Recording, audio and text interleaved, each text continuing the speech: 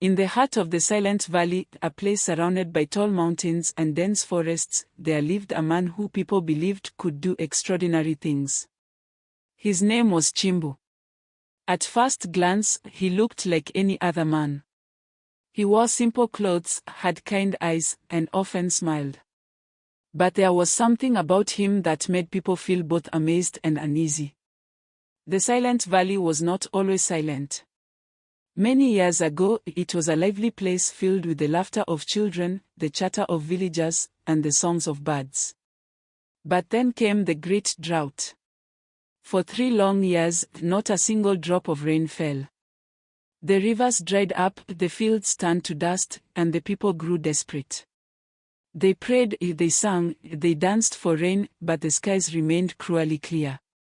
Many families packed their belongings and left, but for those who stayed, hope was fading. One day, out of nowhere, Chimbu appeared. No one knew where he came from. He walked into the village with nothing but a staff in his hand and a red cloth tied around his waist.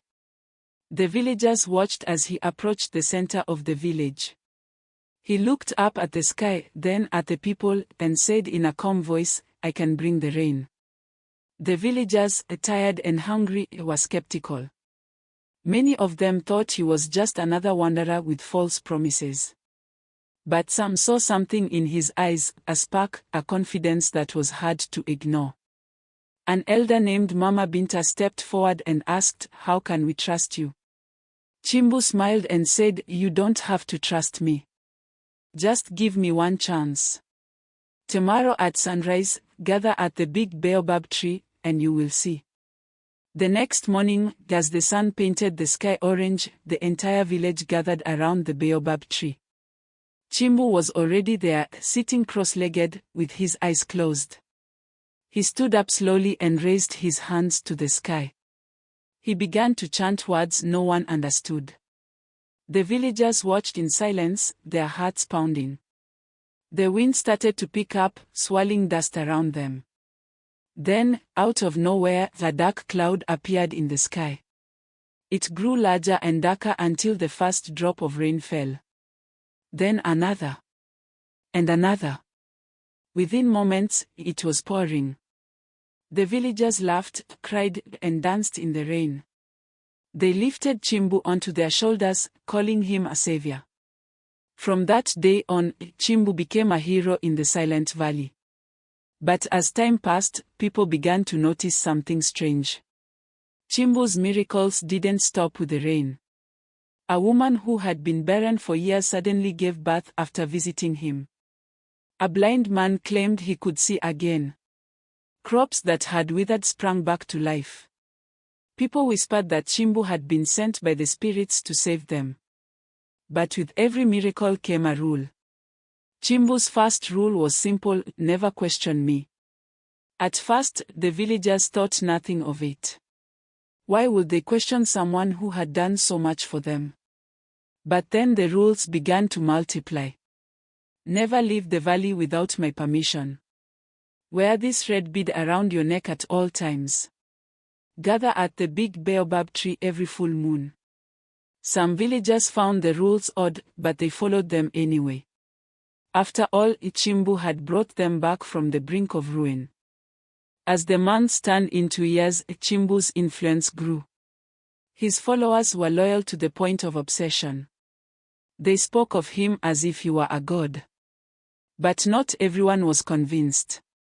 A young man named Kofi, who had come to the valley as a traveler, noticed something unsettling. While the villagers seemed happy, there was a fear in their eyes. They avoided speaking about Chimbu when they thought no one was listening. Kofi decided to stay in the valley to learn more. One night, during a full moon, Kofi saw the villagers gathering at the baobab tree. They were all wearing their red beads and carrying candles. Curious, Kofi followed them from a distance. They walked in silence, their faces expressionless, as if in a trance. They stopped at the entrance of a cave hidden behind thick bushes. Kofi hid behind a tree and watched as they entered one by one. He waited until the last villager disappeared inside before sneaking closer. The cave was dark and cold, but faint chants echoed from deep within. Kofi's heart raced as he tiptoed through the narrow passage. When he reached the main chamber, he froze. There, in the center of the room, was Chimbu, sitting on a throne made of bones. Around him, the villagers knelt, their heads bowed, chanting his name. In front of Chimbu was a large fire, and beside it lay offerings of food, jewelry, and other valuables. But what caught Kofi's attention was a small cage in the corner. Inside it was a young goat, trembling with fear. Chimbu stood up and raised his hands. The chanting stopped. He picked up the goat and carried it to the fire. With a swift motion, he drew a knife and Kofi couldn't watch.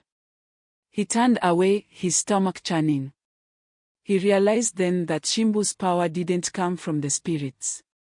It came from sacrifices. Kofi knew he had to warn the villagers, but how? They were so devoted to Chimbu that they wouldn't believe him. He decided to leave the valley and return with help. But escaping was not easy. Chimbu seemed to have eyes everywhere. Kofi had to move cautiously, avoiding anyone who might report him. After days of hiding and planning, he finally made it out. Kofi went to the nearest town and told the elders what he had seen. At first, they were skeptical, but the fear in his eyes convinced them to take action. They gathered a group of brave men and women and returned to the Silent Valley. But when they arrived, the village was eerily quiet. The people were gone, the houses abandoned. The only sign of life was the baobab tree, its branches swaying in the wind. The group searched the valley and eventually found the cave. Inside, they found Chimbu's throne, but he was nowhere to be seen. On the wall behind the throne, words were carved into the stone, "I will return when the valley forgets." The Silent Valley remains abandoned to this day. Travelers who pass by say they can hear whispers on the wind and see shadows moving among the trees. They say Chimbu is still watching, waiting for the right moment to come back. So if you ever find yourself near the Silent Valley, remember this story. And whatever you do, don't speak his name out loud.